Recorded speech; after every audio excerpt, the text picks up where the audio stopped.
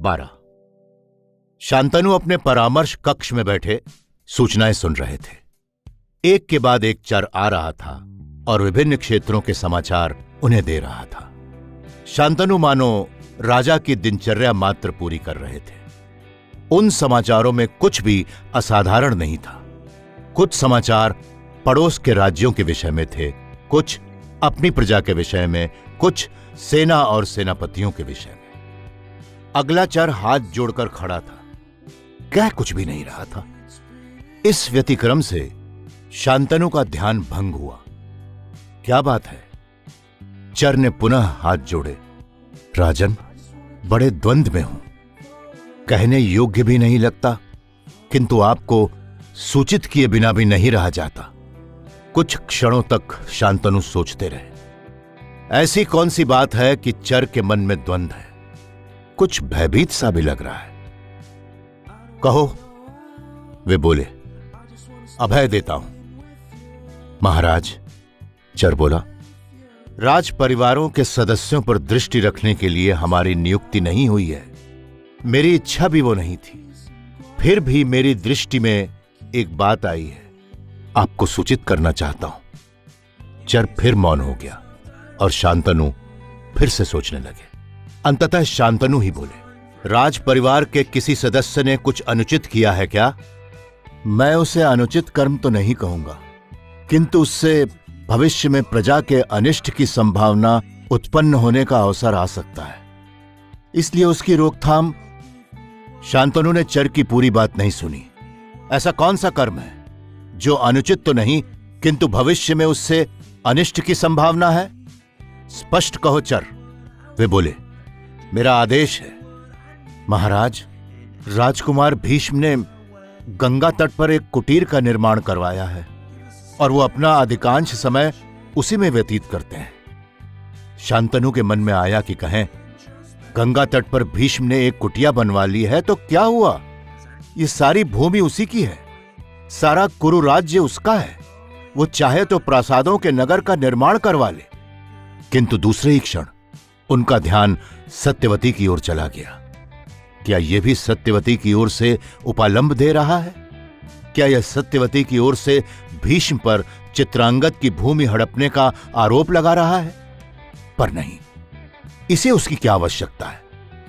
उसने कहा है कि कर्म अनुचित नहीं है, किंतु भविष्य में प्रजा का अनिष्ट। क्या इसका संकेत भविष्य में संभावित भीष्म और चित्रांगद के संघर्ष की ओर है? पर नहीं, उसने कहा है कि भीष्म अपना अधिकांश समय गंगा तट की कुटीर में व्यतीत करता है, तो क्या वो राजप्रासाद में नहीं रहता? भीष्म क्या करता है कुटीर में? सहसा उन्होंने पूछा। चिंतन मनन ध्यान।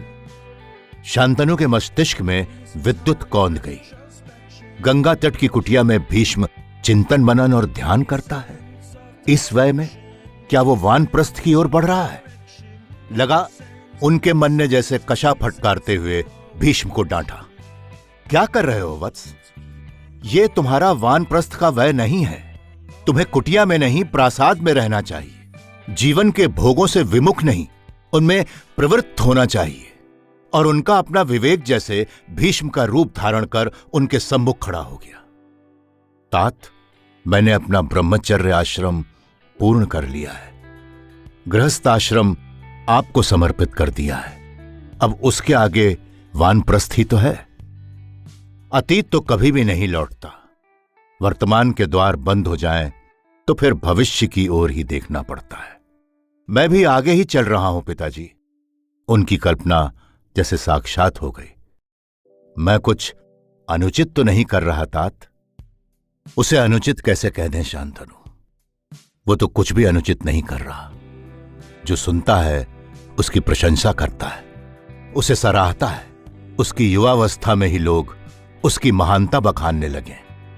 पर शांतनु अपने उस मन का क्या करे जो उन्हें बार बार धिक्कार रहा है कि गंगा को रुष्ट कर जिस देवव्रत को उन्होंने बचाया था, उसे पाल पोस कर इतना बड़ा कर उन्होंने अपने हाथों से उसी गंगा को समर्पित कर दिया है। गंगा तट पर रहकर वो जीवन मुक्त तो नहीं हुआ, पर वो गंगा का ही हो गया। ऐसे में वो शांतनु के काम का नहीं रहेगा। वे अपने चिंतन से उभरे। देखा, सामने चर खड़ा था। बोले, तुम जाओ चर, और हां, शेष लोगों से कह दो अब और कोई ना आए। शेष चरों की बात फिर कभी सुनूंगा। इस समय मेरा मन स्वस्थ नहीं है। चर के चेहरे का रंग उड़ गया। क्या मेरी सूचना से महाराज का मन अस्थिर हो गया? शांतनु के मन में आया उसे डपट कर भगा दें, पर डपटने का कोई कारण तो हो। किसी प्रकार धैर्य रखकर बोले, अस्थिरता तो मेरे अपने मन में है चर। तुम्हारी सूचना ने तो उसे जगा दिया है। जाओ, तुम्हारा कोई दोष नहीं है, तुम्हारा कोई अहित नहीं होगा। चर ने बड़ी शालीनता से हाथ जोड़कर सिर झुकाया। राजा के हित में सबका हित है, और राजा के अहित में ही सबका अहित है देव। शांतनु चर को बाहर जाते देखते रहे। क्या कह गया चर? भीष्म ने वानप्रस्थ ग्रहण कर लिया तो भविष्य में अनिष्ट होगा, राजा का भी अहित होगा, प्रजा का भी। सिद्धांत रूप में शांतनु चर की बात से सहमत नहीं हो सकते। हो सकता है वो चर का भी सत्य ना हो, मात्र उसका शिष्टाचार हो, राजा की चाटुकारिता हो, किंतु भीष्म के संदर्भ में वो सत्य ही बोल गया। भीष्म का वानप्रस्थी हो जाना न शांतनु के लिए शुभ है न प्रजा के लिए, और उनका मन कहता है कि यह सत्यवती और उसके पुत्रों चित्रांगद और विचित्र वीर्य के लिए भी शुभ नहीं है। शांतनु को लगा उनके हृदय में पुत्र शोक की विह्वलता है। आज उन्हें अनुभव हो रहा था कि मनुष्य का सहज मन प्रकृति ने कुछ ऐसा बनाया है कि त्रिकाल सत्य आदर्शों पर स्वयं चलने का तो वो साहस ही नहीं करता। अपने प्रियजनों को उन आदर्शों की ओर बढ़ता देखकर भी कोई प्रसन्न नहीं होता। राम राज्य को त्याग कर वनवास के लिए चले गए थे, तो दशरथ उनके त्याग से प्रफुल्लित नहीं हुए थे। उन्होंने उसी शोक में प्राण त्याग दिए थे। शांतनु ने तो भीष्म के त्याग को बहुत सराहा था, किंतु उनका वानप्रस्थ ग्रहण करना शांतनु के मन में रह रहकर टीस उठ रही थी। शायद सत्यवती ने इसका अनुमान बहुत पहले कर लिया था, तभी तो उसने बहुत स्पष्ट और कठोर शब्दों में कहा था कि उसे अपने पुत्रों के लिए भी भीष्म का सानिध्य और सहचर्य काम में नहीं है। सहसा उनका मन चेता। उन्हें लगा वो समय से बहुत पहले ही शोक करने बैठ गए हैं। अभी तो कुछ भी नहीं बिगड़ा है। भीष्म जीवित है और स्वस्थ है। अभी उसने गंगा तट पर एक कुटिया मात्र बनाई है। अभी वो चिंतन मनन और ध्यान ही कर रहा है। यदि अभी वे प्रयत्न करें तो संभवतः भीष्म इस मार्ग पर आगे नहीं बढ़ेगा। हां, आगे नहीं बढ़ेगा तो संसार में स्थिर तो कुछ भी नहीं है। भीष्म जहां खड़ा है वहां खड़ा नहीं रहेगा, आगे भी नहीं बढ़ेगा, तो क्या पीछे लौट आएगा? क्या संभव है पीछे लौटना? धनुष से छूटा हुआ बाण क्या वापस तुणीर में लौटा है कभी? और भीष्म के वापस लौटने का क्या अर्थ है? क्या शांतनु उससे कहें कि वो फिर से युवराज बन जाए और विवाह कर ले? यदि वो ऐसा कुछ कर दे तो सत्यवती मान जाएगी क्या? और स्वयं भीष्म? राजा को बहुत देर तक किंग कर्तव्य विमूढ़ बैठा देखकर वृद्ध मंत्री विष्णुदत्त ने चिंता प्रकट की। राजन का स्वास्थ्य तो ठीक है, शांतनु का उत्तर था, किंतु लगता है कि अब राजकाज संभालने की स्थिरता मन में नहीं रही। ऐसा क्या हो गया राजन? सारथी को रथ लाने के लिए कहलवा दें। रथ में बैठकर भी शांतनु तय नहीं कर पा रहे थे कि वो कहां जाए। अपने प्रसाद में जाकर अपने अकेले कक्ष में औंधे मुंह पड़े रहें, या भीष्म के पास जाकर उसे समझा बुझाकर लौटा लाने का प्रयत्न करें, या सत्यवती के पास जाकर अनुरोध करें कि वो अपने पिता की ओर से भीष्म को उसके वचनों से मुक्त कर दे। सारथी ने रथ हाँक अवश्य दिया था, किंतु उसका असमंजस स्पष्ट था। राजा ने उसे कोई स्पष्ट आदेश नहीं दिया था, और राजा की यह विचलित मनस्थिति देखकर कुछ पूछने का उसका साहस भी नहीं हो रहा था। राजा की यह भंगिमा उसके लिए नई नहीं थी। राजा में रजस तत्व कुछ अधिक ही था। उनके आवेश का आरोह अवरोह बहुत उग्र और स्पष्ट होता था। जब पहली बार यमुना तट पर सत्यवती को देखकर दासराज से याचना कर राजा निराश हुए थे, तब भी उनकी स्थिति कुछ ऐसी ही हो गई थी, शायद इससे भी कहीं हीनतर। महाराज, विश्राम करेंगे? अंततः सारथी ने पूछा। हां, शांतनु पूर्णतः अन्यमनस्क थे। किस प्रसाद में ले चलूं? शांतनु जैसे निद्रा से जागे। महारानी सत्यवती के प्रसाद में। महाराज आज कुछ असमय पधारे हैं। सत्यवती के मन में कोई विशेष उल्लास नहीं था। सब शुभ तो है। तुमसे कुछ बातें करनी है सत्या। शांतनु सत्यवती के कक्ष की ओर बढ़ चले। महत्वपूर्ण बात है, इसलिए चाहूंगा कि पूर्ण एकांत हो। दासियों को भी हटा दो। सत्यवती ने उनके पीछे कक्ष में प्रवेश किया और कपाट भिड़ा दिए। क्या बात है महाराज? और उत्तर की प्रतीक्षा किए बिना उसने स्वयं ही कहा, क्या आप तक भी सूचना पहुंचा दी गई? सत्यवती पलंग पर लेट गए शांतनु के पास आकर बैठ गई। तो क्या सत्यवती भी जानती है?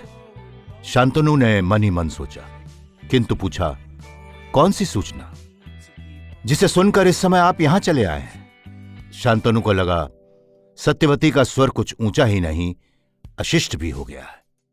पर उनका मन कह रहा था कि सत्यवती का यह व्यवहार भीष्म के वानप्रस्थ के कारण नहीं हो सकता।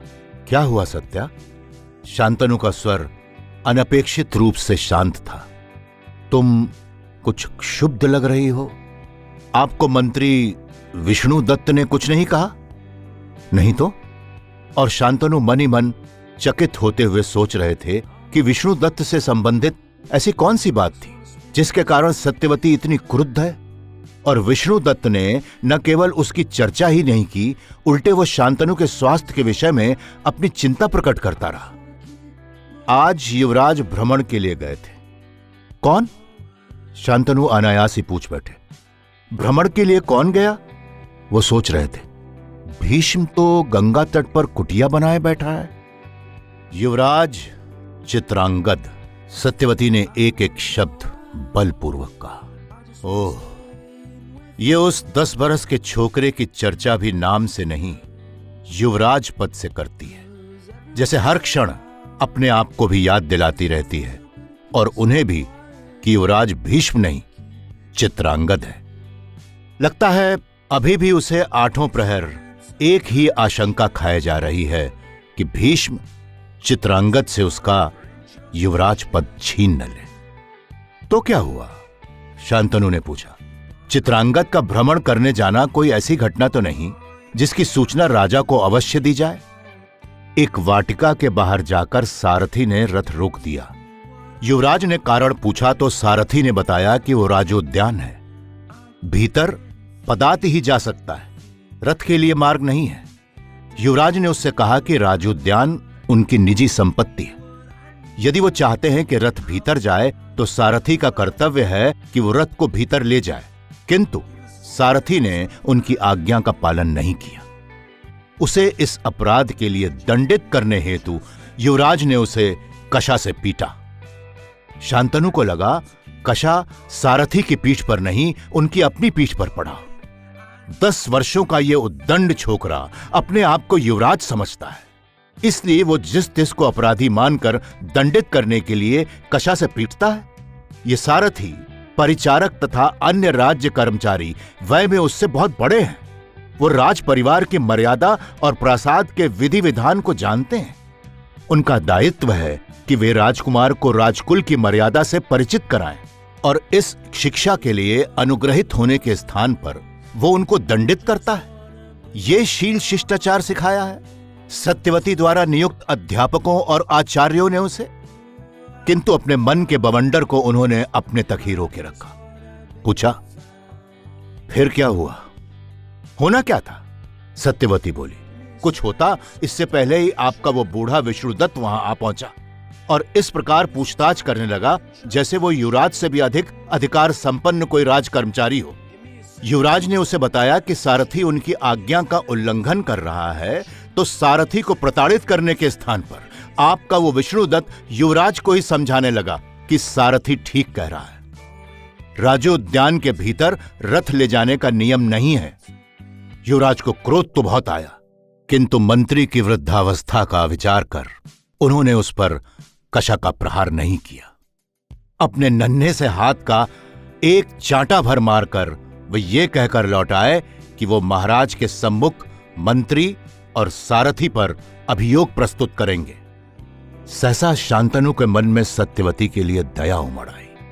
ये बेचारी अपने पुत्र की ममता और उसके युवराजत्व के महत्व से ऐसी त्रस्त है कि उसका विवेक जैसे मर ही गया है। वो समझ नहीं पा रही कि उन तीनों में अपराधी यदि कोई है तो वो स्वयं चित्रांगद है। दंड मिलना चाहिए तो चित्रांगद को ही मिलना चाहिए। 10 वर्षों का ये छोकरा अपने युवराजत्व से ही इतना मदांध हो गया है कि वो अपने अधिकार की कोई सीमा ही नहीं समझता, नियम, मर्यादा और धर्म को भी नहीं समझता।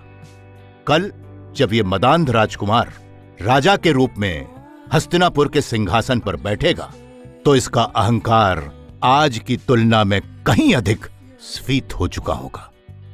तो क्या वो राजसभा में बैठा अपने हाथों राजदंड से लोगों को पीटा करेगा? क्या वो इस बात को समझ पाएगा कि वैसे तो प्रत्येक व्यक्ति अपने ही पाप को भोगता है, किंतु राजा का पाप शतगुणित होकर लौटकर फिर उसी पर पड़ता है। शांतनु को चुप देख सत्यवती पुनः बोली, क्या विष्णुदत्त ने आपसे चर्चा की? नहीं, शांतनु बोले, किंतु तुम्हें चित्रांगद को समझाना चाहिए कि राजकुमारों की भी कोई मर्यादा होती है। सत्यवती की आंखें आश्चर्य और क्रोध से फैल गई। वो अवाक बैठी शांतनु को देखती रही। शांतनु के मन में आया कि कहें युवराज की मां की भी मर्यादा होती है, पर उन्होंने कहा नहीं। उठकर चुपचाप कक्ष से बाहर चले गए। अब भीष्म की चर्चा व्यर्थ थी।